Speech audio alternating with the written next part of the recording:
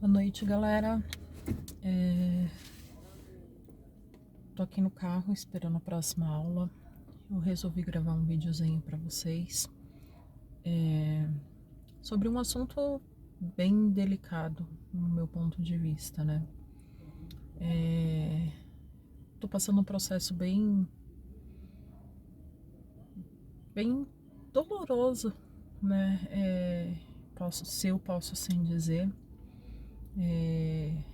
Há 15 dias eu descobri um câncer de tireoide, um câncer maligno. E aí eu vim compartilhar com vocês. Agora a gente tá no Outubro Rosa, né? Então bastante campanhas aí sobre prevenção de câncer. E eu quero compartilhar com vocês aí como que foi essa descoberta e como vai ser daqui pra frente com essa descoberta, né? Eu comecei a fazer alguns exames, porque como uma galera sabe, uma boa parte quer dizer, algumas pessoas sabem, eu venho de um processo depressivo aí que eu descobri há alguns anos, depois que começou a pandemia. E eu fiz bastante tempo tratamento para essa depressão, acompanhamento com psiquiatra, tomando remédio, tratando com psicólogo, porque faz parte, tá, gente? Essa questão de depressão, de ansiedade, é importante a gente cuidar aí através de especialistas, né, para eles ajudarem. Eu estava estabilizada há mais de 2 anos e passando com uma psicóloga, na verdade com a psicóloga que eu passava, ela falou que possivelmente eu teria que voltar a tomar a medicação. E antes de voltar a tomar a medicação para depressão, eu resolvi fazer alguns exames, porque há um tempo atrás eu tive dengue e me veio na cabeça, será que eu não tô com alguma vitamina baixa? Porque quando a gente tá com vitamina B12, com vitamina D baixa ou com ferritina baixa, ela tende a dar sintomas depressivos também, né? Então você fica mais sonolento, você fica mais indisposto. Enfim, eu resolvi passar com endócrino e eu tinha percebido um carocinho no meu pescoço e eu achava que era uma íngua. Eu achava que era uma íngua porque eu tava com alguns dias eu sentia a garganta um pouco mais inflamada, com esse tempo mais seco, eu achava que era em decorrência dessa garganta mais inflamada, ar-condicionado direto, né? Então eu acreditava que era por conta disso. Eu tava com uma íngua e aí eu passando no endócrino, ele pediu todos os exames de sangue e pediu também para mim fazer um ultrassom. Nesse ultrassom, o médico que foi fazer esse ultrassom já começou a me questionar algumas coisas que me deixaram com a pulga atrás da orelha. Ele perguntou para mim se eu fumava. Eu respondi que não, eu nunca fumei e não tenho contato com quem fuma, né? Então, assim, não tinha o porquê dessas perguntas, né? E aí ele me encaminhou para fazer um exame chamado PAF, que é um ultrassom guiado, na verdade é uma biópsia guiada por ultrassom. Então, como que é feito? Eles fazem o ultrassom, identificam onde está o nódulo, e aí eles colocam uma agulha e eles tiram um pedacinho desse nódulo para analisar, para ver se é benigno ou é um nódulo maligno.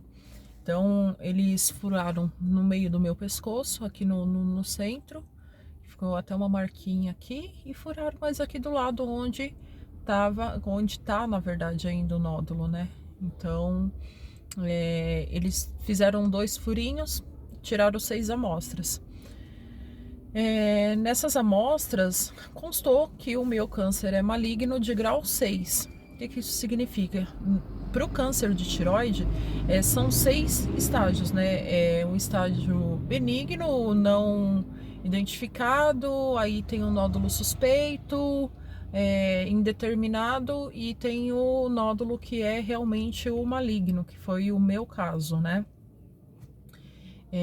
Meus exames de sangue não deram alterados, então assim, meus exames de sangue tava tudo certinho, não tinha alteração na tireoide, não tinha falta de vitamina, não tinha, ferritina não estava baixa, eu nunca tive anemia, na verdade, né? Nunca passei por um processo anêmico, então assim, meu ferro estava super bem, então achei que estava tudo bem com meus exames e novamente, né? É só uma íngua. E o que que acontece? No local que eu fui fazer a biópsia, eles me ligaram. Eles me ligaram e perguntando se eu tinha ido buscar meu exame e já tinha marcado o retorno com o meu médico. E aí eu me assustei um pouco, confesso que eu fiquei um pouquinho assustada, porque a gente sabe que o SUS não liga pra gente, a não ser que tenha alguma coisa mais grave, né? E eu tava relutante, na verdade, para buscar esse exame, como meus exames de sangue deram tudo certo, mas eu confesso que eu tava com um pouquinho de medo de buscar esses exames, talvez por conta das perguntas que o primeiro médico havia feito para mim, em relação a fumar ou não fumar. E ele já tinha explicado que se desse alguma coisa, 95% dos casos de tumores, né, de nódulos na garganta, na tireoide, são benignos, né? Então, 95% dos casos de nódulos na tireoide são benignos e apenas 5% são malignos, né? Então, eu tava no grupo dos 5%. Fiquei um pouco assustada, como eu falei para vocês, né? Eu fiquei porque receber uma notícia que você tem câncer, por mais que você seja otimista, por mais que você esteja assim para frente, né? Tem uma hora que a ficha cai e aí você começa a cabeça começa a pirar, a cabeça começa a pirar e você começa a passar um monte de coisa pela sua cabeça. Então, assim, no primeiro momento, quando eu peguei o exame, eu chorei bastante, né? Porque é um impacto, parece que não, mas é um impacto. A notícia de você ter câncer, independente de qual seja o câncer, eu acho que você zera a vida, sabe? De verdade, você zera a vida, assim, e você começa a pensar um monte de coisas. O que que vai ser daqui pra frente, né?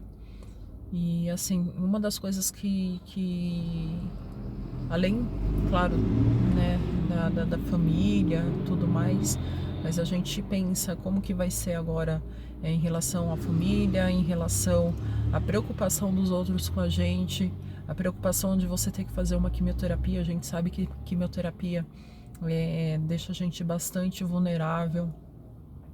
Questão de trabalho com o corpo, então assim, o meu trabalho é uma das coisas que eu mais amo fazer, eu sou apaixonada por fazer, sabe? E aí pensar na possibilidade de ter que parar, nem que for por um tempo, né? Nessa possibilidade de parar para cuidar de um câncer é bem assustador. E aí,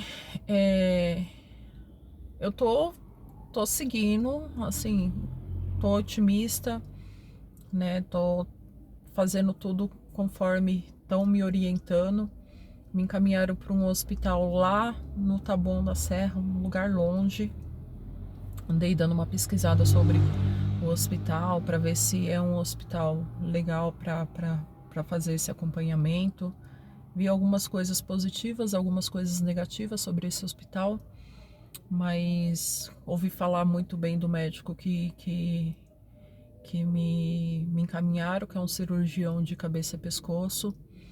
Pelo que o endócrino já me adiantou, provavelmente eu vou fazer uma cirurgia na qual eu vou tirar toda a tireoide, vou tirar o istmo, né, junto com o tumor, e pode ser que eles tenham que tirar também alguns linfonodos que ficam em volta da tireoide, que são aquelas ínguas que quando a gente tem alguma inflamação, elas que fazem esse processo de melhorar, de proteger o organismo, né? Mas provavelmente eles vão tirar porque quando a gente tem alguma alteração desse tipo, que a gente tem um câncer, eles precisam tirar o máximo de lugar que tem a possibilidade de dar outros nódulos. Então eles possivelmente vão tirar.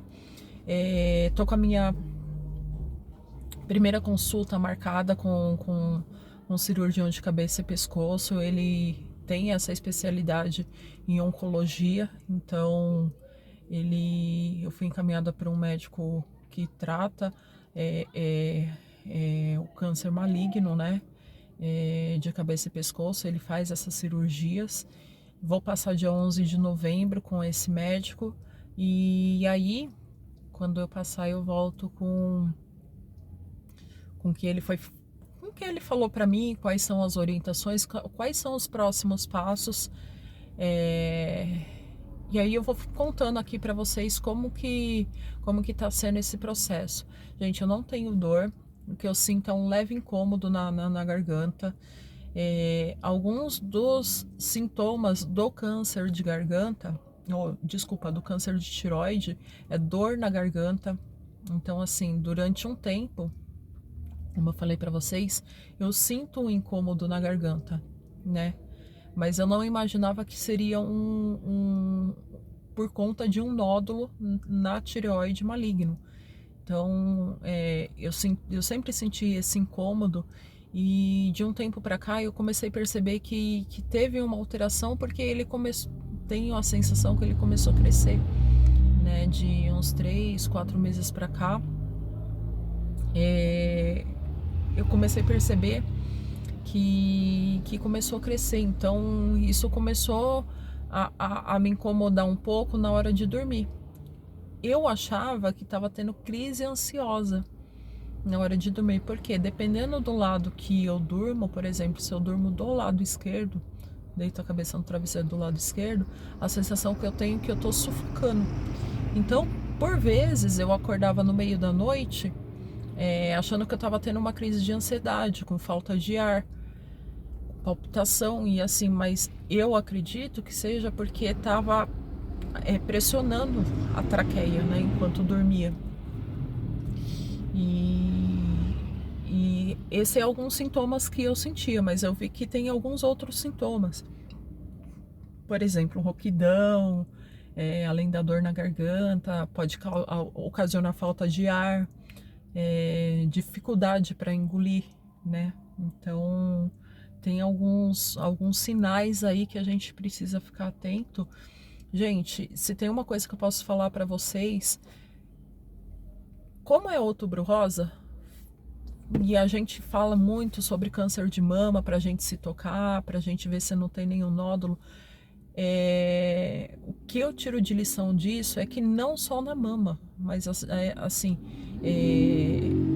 você vê, eu comecei a prestar atenção mesmo que tinha alguma coisa diferente, né, no meu pescoço, de um tempo para cá. E assim, eu podia ter me atentado mais e podia ter ido atrás do médico antes, né? Mas eu achei que era uma simples íngua, né? Às vezes a falta da informação chegar até a gente, eu acho que acaba protelando muitas coisas, né? Eu não sei, isso daí é uma dúvida que eu vou tirar com o cirurgião, em qual estágio que tá. Pelo que eu sei, não é um nódulo tão grande, é um nódulo de aproximadamente 4 centímetros, né, que eu tô. Então, assim, eu vou só tirar dúvidas com o oncologista no dia 11, né, que vai ser a minha primeira consulta com o oncologista mesmo. Então, aí eu venho contar para vocês o que ele me falou e quais serão os próximos passos, né? O que eu vou ter que fazer a partir da próxima consulta. Tem dias que eu tô bem, muito bem, obrigado. Tô super confiante. Tem dia que bate a bad, bate o medo, né? A gente não sabe como que a gente vai lidar com isso, né? Já passei por 2 vezes em casa. Eu passei com meu pai. Meu pai teve linfoma não Hodgkin. Ele acabou falecendo, né? Ele faleceu ali no AC Camargo, né? Eu perdi meu pai pro câncer, pro linfoma não Hodgkin, e perdi minha avó, né? Como algumas pessoas sabem que acompanharam aí. Há 5 anos ela tinha uma leucemia crônica. A leucemia crônica, ela não tem sintoma nenhum, ela tem alteração nos leucócitos, e para vocês verem, né? E aí é importante a gente novamente ter informação, porque quando eu descobri a leucemia da minha avó, para vocês terem uma ideia, meu pai, ele faleceu em 2008 para 2009 com linfoma não Hodgkin. Eu fui descobrir a leucemia da minha avó em 2015, 2015, 2013 e 2014. De 2013 para 2014, por conta de uma infecção intestinal. Ela ficou internada e essa infecção intestinal não sarava. E aí, quando descobriu que era a leucemia da minha avó, a gente foi lá para o Hospital Brigadeiro, e a hematologista, a doutora Érica, uma hematologista maravilhosa, ela pegou e falou para mim: Lu, procura os exames dela, procura o exame mais antigo que você tiver dela. Gente, para vocês terem uma noção, ela passava no posto de saúde porque ela tinha diabetes e pressão alta. Praticamente a cada 2 meses ela precisava fazer exames de sangue para ver como que estava o índice glicêmico dela. Antes do meu pai falecer, eu achei exame dela de 2006. Ela já tinha alteração no sangue, né? Que indicava leucemia. E os médicos do posto não descobriram isso. Não é que não descobriram, na verdade não se atentaram. Por quê? Porque só se atentam a coisas do cotidiano, a diabetes. Então, assim, se ela tivesse uma leucemia que fosse mais agressiva, não teria sido descoberto pelo posto de saúde, né? Então, a informação, gente, é a chave de tudo. A informação é a chave de tudo. Meu pai demoraram quase 8 meses para descobrir o linfoma do meu pai na época, e por falta de informação de médicos mesmo, sabe? De conhecer sobre a doença. Então, com isso, o quadro dele foi se agravando, se agravando. Então, quando ele começou a fazer a quimioterapia pro linfoma, ele já estava bem debilitado. E isso, acredito eu, que tenha custado a vida dele. Então, assim, eu acho importante trazer essas informações, porque eu sou da área da saúde e da educação. Então, para quem não sabe, eu sou formada em licenciatura e sou formada também no bacharelado, né, de educação física. Então, eu acho que é importante a gente passar essas informações para as pessoas, porque assim, quando a gente tem informação das coisas, a gente começa a prestar mais atenção, a gente começa a ser mais crítico, a gente começa a olhar com outros olhos, né? Então, assim, você ter uma pessoa do seu lado que saiba ver um exame, que preste atenção em algumas coisas, ou que tenha vivenciado aquilo e você pelo menos escutou falar em algum momento, isso pode te ajudar futuramente, ou com alguém conhecido. Pode ser que não seja da família, pode ser que seja um amigo, né, que esteja passando por aquele momento, esteja passando por aquela situação, e você de alguma forma consiga identificar. E às vezes, olha, por que você não vai atrás para você ver, para você, né, tentar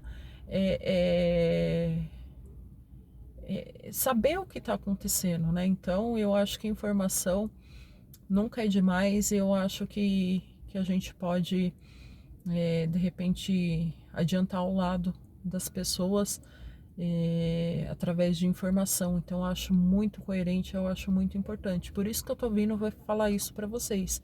Para algumas pessoas pode não fazer sentido, né? O que eu tô falando, assim, mas eu acho importante falar, assim como eu falo da minha depressão, porque a gente precisa quebrar tabus, a gente precisa quebrar essa coisa, eu vou guardar para mim com medo do julgamento dos outros. O que que os outros vão pensar de mim? Eu não quero saber o que os outros vão pensar de mim.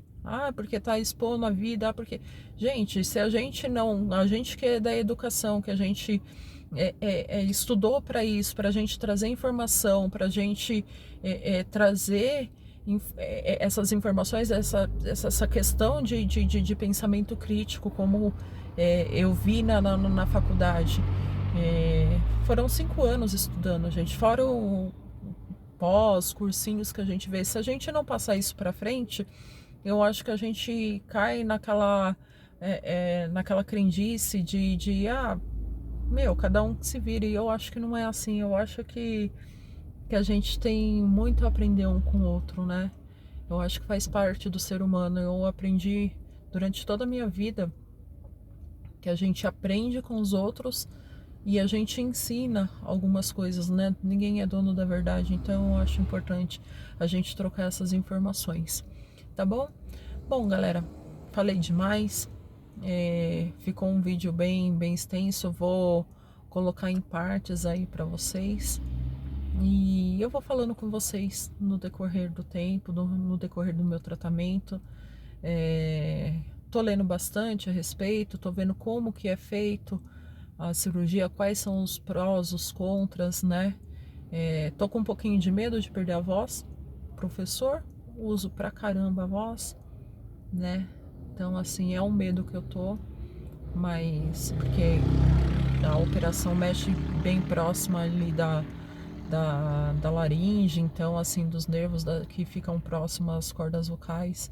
Então, é um risco que tem na cirurgia. Como o médico falou pra mim, toda cirurgia tem risco, por mais simples que seja.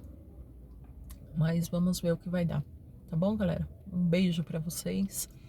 A gente vai se falando. Vida que segue. Quando tiver força, tiver saúde, eu vou atrás, vou continuar dando minhas aulas, fazendo o que eu amo, fazendo o que eu gosto, cuidando da família e me cuidando, né, gente? A gente tem que se cuidar porque a gente é único. É isso. Beijo pra vocês.